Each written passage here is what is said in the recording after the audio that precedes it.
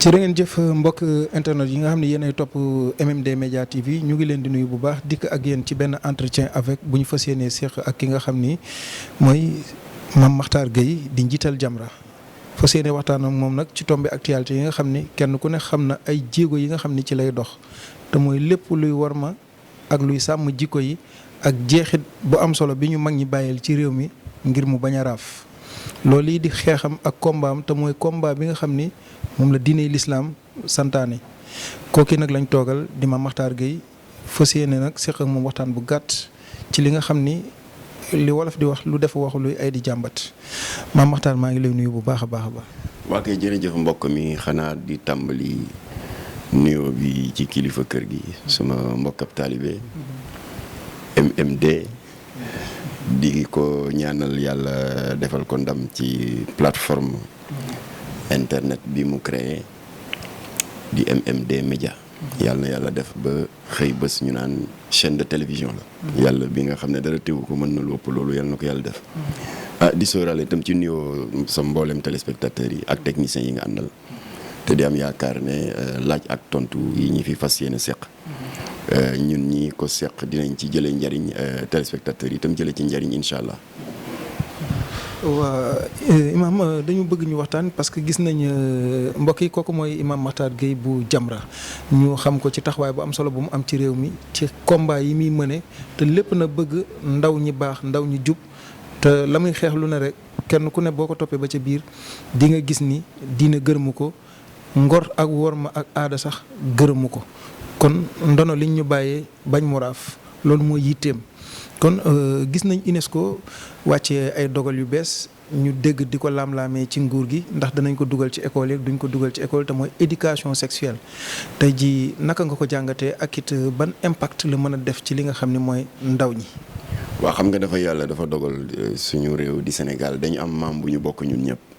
ñëpp nangu xarañteefam ak xalaatam bu rafet muy Kocc Barma wax na baat bu am solo dafa ne magum waxoon naa ko. moo gën magum xamoon naa ko parce que xam ba pare doo wax amul njariñ ñun nag yàlla dogal na presse écrite bi mën na ko seede daanaka le 17 juin 2018 ñoom nañu dugg ci seen serveur informatique yi dinañ ko fa gis suñu communiqué de presse ci la ñu artu woon daal di ne attention am na ku ñu jébbal bataaxal boo xam ne def na 100 page ak juróom-benn fukk ak ñeent que ko signé di directrice générale UNESCO ñu xamee ko ci madame Audrey Azoulay ba ñu ko liire suñu yaram daw na ndax benn projet la loo xam ne dañ ko dëgmal ngir yooyaay ne dañuy joyanti éducation ndax dañu nekk ci jamono mondialisation te ñoom jàpp nañu ne ñëpp a war a yem le même niveau d'information rawatina ci wàllu liberté yi wàllu sañ-sañ ak yelleefu doomu aadama démocratie liberté d'expression waaye nag ñoom ñu jàpp ne daf ci am benn catégorie doomu aadama yoo xam ne ñoom jàpp nañu ne seeni ak seen yelleef jotuñu ko mu di naka jekk ñi nga xam ne dañu tànn loolu waa UNESCO tuddee ndax dañuy rafetal rek waaye ñëpp xam ne ñan la ñi tànn jëfe seen liberté d'orientation sexuelle ci la ñu artu woon ñu dolli ci ne leen gis nañu yenn xët yoo xam ne ay faram-fàcce yu ñaaw lañ ci def dem ba wax ne sax loolu tubaab di wax masturbation ayatul li ci am solo mooy bu ko xale bi def na koy def en privé ñu dem bay wax yoo xam ne teggin ma di ko répété fii ay pénétration anale naka lañ koy defee nangam ak nangam ba mu jigi daal ba ñuy daaneel seen kàddu ñu dem ba sóoraale ni xale yi war nañ leen teel a xamal seeni mbirum jurukaay naka lay fonctionner ñu xam ni ñuy moytoo yenn yi ndax ëmb bañ leen ci fekk xam nga kooku yaa ngi xiir xale yi ci vagabondage sexuel yow terewoo ko njaaloo nga naan ko mën nga njaaloo waaye boo jëlee matuwaay bii ak bii ëmb bañ na leen ci fekk wax dem ba wax ne lu mel ni avortement maanaam yàq biir aayul ndax jigéen war naa mën a am sañ-sañ dégg nga décider kañ la bëgg am doom ak kañ la bëggul am doom ba ci gàttal daal daaneel nañ seen kàddu ne daal xale yi war nañ leen tàggat école ni ñu leen di jàngale histoire géographie ak mathématique pour que ñu xam ne léegi àdduna bi ginnaaw bi ñuy ràññee ñaari xeetu doomu aadama yi muy ku góor ak ku jigéen xale yi war nañ leen a xamal ne nag am na beneen xeet bu ñëw 3e genre la boo xam ne ñoom gisuñu seen bopp ci góor gisuñu seen bopp ci jigéen kon nag nee nañ UNESCO nee na ñooñu war nañu tàggatu tànk yi pour ñooñu ñu nangul leen la ñu nekk maanaam bëgg a normalal mbirum góor jigéen. alors léegi nag ñoom xët woowu ay làcc la yoo xam ne làcc wu ne am na at buñ ko jagleel mu ngi tàmbali ci tuut tànk yi ñu di ko wax école maternelle juróomi at yi muy yéeg ba ci borom ba ci xale yi am fukki at ak juróom ba ci fukki at ak juróom-ñett mooy ñi nga xam ne jeexal nañ le cycle secondaire ba xëy na ñu ngay dëgmal dem université. kon nag catégorie bu ne am na lu ñu la jagleel te jàngale bu ci gën a ñaaw sa morom nga ne bii teggin mayu sax may wax yenn yi fii. alors bu ko defee nag ñun ñu daal di artu woon le 17 février 2018 waaye lii ma la tënkal nii ba ñu ko defee ci suñu communiqué lu ci mujje dañu doon kokkali Jamra damay bañ a tudd turam waaye am na sa benn naataango kii la dafa jiite benn ëttu yëglekaay bind yàkkañu lu ne naan fii du ay état islamique fii du Iran fii du Afghanistan Jamra kenn xamul lu ñu bëgg UNESCO bu waxee am na lu tax ñu wax ko daal di tëj woo xam ne Jamra ou l'art de tout enfler maanaam daal ne Jamra mën nañ ko méngale ak koo xam ne daal lu ñëw rek mu yëkkati ko gonfler ko ba yëkkati ko dayoo boo xam ne eggu fa loolu la ñu yàkkoon ñun ñu daal di dellu suñu ruq dem ci yeneen ité waaye nag dañu dawal ñaari at rek li tubaab di wax l'histoire nous a donné raison gënalu ñu ñun ba ñu sañoon àdduna bi dox ba ñu ne Jamra la mu waxoon mujjul am loolu moo ñu gënaloon waaye léegi UNESCO ci boppam moo dagg billet avion yabal fii ay avocat am yoo xam ne à visage découvert la ñu organiser financer ko seen bopp benn séminaire fii ci station balnéaire bu Saly sur la Petite Côte le 21 le 22 et le 23 dal di ne nag li fi sës comme que ay Jamra ak yooyu dañu rëy làmmeñ nañu jaarale pexe bi ci syndicat jàngalekat yi ndax ñoom ñun UNESCO bu ñu fexee ba am leen rek ndax ñoom ñoo ŋànk mbooleem syndicat yi la ca des dana yomb waaye nag suñu borom weer leen G7 ci boppam ñu daal di mànkoo def benn dànk rejeté projet de manuel d'éducation scolaire bi. mboolem syndicat bi ŋànk. waaw ñu ngi gërëm waa CELS authentique a ngi ci waa KISEM a ngi ci jàpp ma ñi si des yëpp waaye mat nañ juróom-ñaar ñoom ñoo ko rejeté ba pare nag daal di dànkaafu waa UNESCO ya doon def théorie bi te gérer séminaire bi ne leen ñun validé wuñu document bi loolu dànkaafu bu am solo la parce que ñoom bu ñu noppi woon rek génn noonu nasaraan yi dañuy jàpp ne ñoom day xultu nañu nii rek waaye daal waxuñu ne ils sont contre après dañuy def seen point de presse daal di dëkkal syndicat yi fu ñu dëkkul def nañ ko Gabon parce que daga nañu fa ngóor jigéen léegi maa ngi ci egg si léegi alors kon ñu ngi gërëm syndicat yi ci fulla ji ñi def dal di sukkandiku ci seeni valeur yi fi mag ñi baax ñu bàyyi sukkandiku ci mag ñu baax ñi tëdd Touba Tivaouane Ndiassane Thiénaba Niassène Medina Baye Layène famille omarienne ak église bi valeur yi ñu fi bàyyi ci loolu la ñuy sukkandiku tam ci bëgg seen réew daal di def acte de patriotisme rejeté kayit googu nga xam ne téeméeri page la ak juróom-benn fukk ak ñeent bu UNESCO bëggoon ñu dugal ko ci école yi di ko jàngale. léegi nag ñun am nañu yaakaar ni wax dafa jot ndax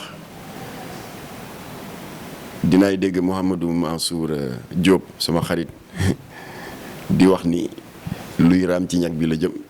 te bu xësee ba egg fa ba samp fa kër defe naa kenn dootu ko fa mën a jële ndax lii dal na waa Gabon dañu tàmbali woon ay manuel d'éducation ñu ne garaawul yëf yi di yéeg étape par étape ba ku nekk yëg na ni ndax dafa ne fàng ci média yi que le 23 juin bii passé lobby homosexuel yi ndax bu ñuy ñëw ci état bu ñu bëgg a wañaar loxoom parce que ay gerkat yu mag lañ dañuy indiwaale ay maletu xaalis ger nañu ay député ger ay sénateur ger ay kilifa ba le 23 juin bii passé assemblée nationale bu Gabon woote na loi buy daganal ngóor jigéen ni ko France defee en 2013. Officiellement. C'est officiel. léegi le 29 juin projet de loi ba parce que ñoom dañu am Sénat bu assemblée woote même bu ñëpp a d'accord foog mu jaar Sénat pour Sénat valider ko wala mu rejeter ko. le 29 ba texte ba demee ca Sénat validé na ko kon nag Gabon bi nga xam ne moo gënoon a radical ci Afrique centrale ci wàllu xeex borom ñaari tur ndax ñoom yemuñu comme Sénégal délit la fi waaye ñoom foofu dañ ko criminaliser donc Gabon bi nga xam ne moo gënoon radical ndax demoon na ba criminaliser ko ndéem ñoom la lubbi wañaar loxoom ba mu dëpp dal di daganal mbir yi kon bu yeboo ñu xam ni luy raam ci ñag bi la jëm coow jiboon na daaw ñun ñëpp ko suivre ci média yi ci suñu mbokk yi sa suñu rëkk di Mali foofu itam Ibrahima Boubacar Keïta président de la République dafa xaatimante benn këyit ak ambassade Hollande ne leen danaa leen financer benn manuel scolaire bu bees bu dëppook jamono ñu defee ne seen mbaax la rek ndekete ñoom itam li ñuy taafantaloo ne éducation sexuelle dafa baax ndax xale yi mën di moytu yenn yi ndekete dañ ci dëxëñaale mbirum borom ñaari tur daal di ne leen waaw góor am na jigéen am na dëgg la mais am na ñoo xam ne gisuñu seen bopp ci bii gisuñu seen bopp ca bee ñooñu nañ leen nangul la ñu nekk yàlla def sutura comme que imam Mahmoud Dicko intellectuel la mu jàng ko naka noonu rek ci la def xutba bu tàng jër daaw ci mois de février ba pare na yemu ca mu woote daje bu mag nee na ñëpp wàcc ci mbedd mi ndax ñu ngi bëgg a sànk réew mi daal di leen fàttali suratul tawba suratul anfal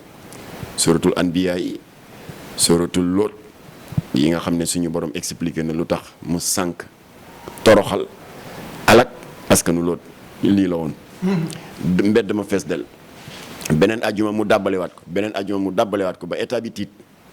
dal di rocci manuel scolaire yi di ko profité ci nag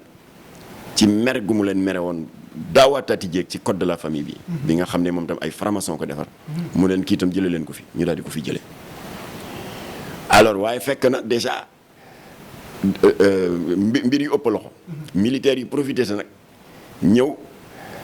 daal di jël loo xam ne dañ ko yàq ba mu jekk daal di ko jël daaneel président de la république coup d'état ko régime bi changé alors gis nga kon ñii dañu mën a déstabiliser état ñun nag bu ñu sàggane ba ñu déstabiliser ñu ndax Sénégal jàmm la xam moo tax nag ñu ngi gërëm waa G7 acte de patriotisme bi ñuy def dal di rejeter mbir mi waaye surtout nag ñu ngi beral ngërëm secrétaire général bu CUSEMS di suñu doomu ndey Dame Mbodj ndax Dame Mbodj yemul ci loolu dafa ne wax du ko régler nañu wàcc defi délégation defi kuréel dem ci këru diine yi wan leen ay document yi ñu nasaraan yi jox ndax wet di gis bokk ci ndax ñoom kilifa diine yi am na yu bari yoo xam ne duñ ko yëg alors maa ngi profité nag ci seen antenne bi ginnaaw bi ma santé Dame Mbodj ci xalaatam bu rafet boobu xamal ko ne bureau exécutif bi waxtaan nañ ci ñoom waa CUSEMS bu ñu def tournée boobu ci kilifa diine yi ngir alerter alors Jamra disponible na pour ànd ak ñoom ci tournée bi voilà kon nag loolu mooy la nga xam ne def nañ déclaration bi tey dégg naa nag ministre bi di weddi xaw ma naka taala waaw weddi nag du lu bees Sénégal miis nañ ko ndax sa naataangoo bi ñuy wax Jacques Ngor Sarr bu populaire jógoon na fi daal di soulever un lièvre comme ni ngeen koy waxee le 25 mars 2013 mu daal di feeñal benn plan benn séminaire bu doon am fii dans un hôtel de la place ci corniche est waaye séminaire bi li ci yéeme dañu ne à huis clos la moom xelam ñaaw parce que séminaire yéen taskati xabaar yi yàgg ngeen ci dem dañuy ubbi bunt yi ubbi partenaires yi presse bi ñëw tàllal micro ku ne wax nangam ñu yëgal askan bi ñii lëlu bi lan la waaye lëlu boo xam ne da nga tëj lépp waaye nag ci xarañteefam mu fexe ba ne leen yarax infiltré leen la ñu ragaloon moo am ay kàngam a ngi toog am na ay tubaab yu weex tàll yu ci bokk di tëgg document bu ñu tëddee projet d'abrogation de l'article 319 du code pénal te article 319 ñëpp xam nañ ko mooy article code pénal bi xaraamal mbirum lesbienne ak homosexualité xam nga article boobu bu ñu ko faagaagalee rek loolu li muy tekki rek mooy xàll nañu yoon bi pour lii dal Gabon dal ñu lii dal République centrafricaine dal ñu lii dal Île Maurice dal ñu lii dal Cap-Vert dal nañu ndax ñoom ñëpp daganal nañ góor jigéen. mais le président est-ce que nekkul si trop tard parce que bu ñu demee ba tey ministère de la femme et de l'enfant et du genre mooy lan. genre kenn xamul mooy lan. mais est-ce que tey nekk le coup est déjà parti. waaw waaye nag lépp ci ay këyit la rek moomu ñu nit ñi xam nga Mali ñooñu gënoon a sori ci pexe cànkute waaye gis nga fippu nañu ba yëpp xotti nañ ko sànni code de la famille sànni nañ ko le projet d'éducation sexuelle dans les écoles xotti sànni. alors ñun itam ful rek kay mottali yi ci des alors Jacques Ngor Sarr sa ëllëg sa le 25 mars 2013 def xët bu yaatu di wax pexe yi gars yi doon la muy indi coow lu bari ci dëkk bi ñun nag dégguñu président de la république wax ci ñu daal di dem Café de Rome def conférence de presse Imam Massamba Diop daal di soññ président ne ko xanaa yëgoo coow li ñu ngi naan lël am na fii ci benn hôtel te am na benn kilifa bu nekk ministère de la santé kon ministère de la santé boo ko déggee état la gouvernement la bu ko fekkee daal di ko cautionner de sa présence te ñu ngi lal yi pexe pour faagaagal barrière ba nga xam ne moo tax ngóor jigéen ñu xaraamal ko ci dëkk bi xanaa yëgoo loolu. alors conseil des ministres ba ca topp président tontu ñu en plein conseil des ministres moo tax maa ngi wax seen téléspectateurs yi ku ci bëgg firnde da ngay dugg ci site gouvernement bi dafa am site www.gov.sn nga dem 2013 dal di jël communiqué conseil des ministres du 11 avril 2013 lan la fa Macky Sall dafa ne way réagissant au débat en cours sur l'opportunité ou non de légaliser l'homosexualité le président de la République réaffirme qu'il est exclu sous son magistère de procéder à une quelconque légalisation mu daal di daaneel kàddoom daal di ne notre ancrage dans nos valeurs traditionnelles et religieuses ne peut pas s'accommoder d'une dépénalisation de l'homosexualité